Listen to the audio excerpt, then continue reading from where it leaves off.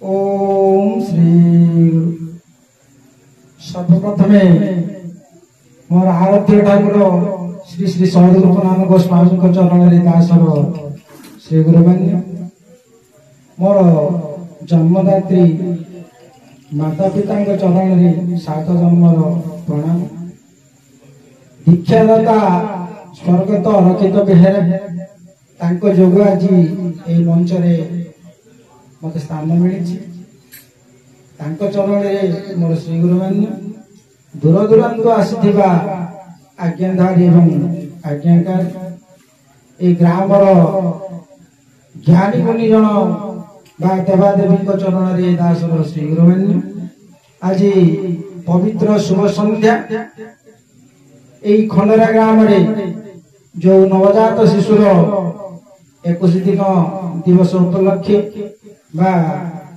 এই प्रहलादर दशा दूर हेबा उपलक्षे এই सत्संगटे आयोजन हेछि। এই सत्संगरे जेते लोक आछंती गुरुक प्रेरणा तांको को आशीर्वाद सह आमे तो मनुष्य नुह किंतु देवता सदृश्य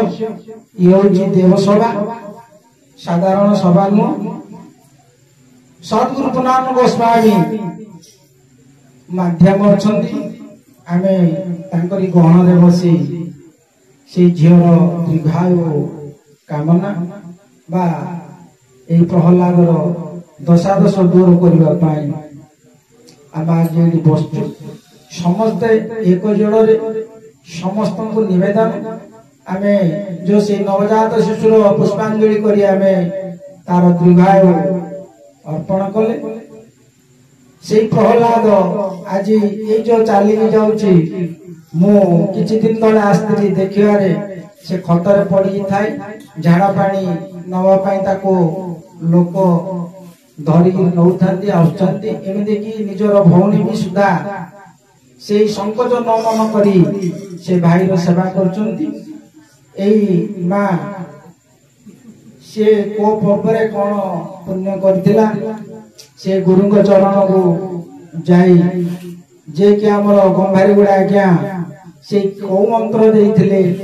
को ज्ञान देइथिले मु जानिनी किंतु से ज्ञान रे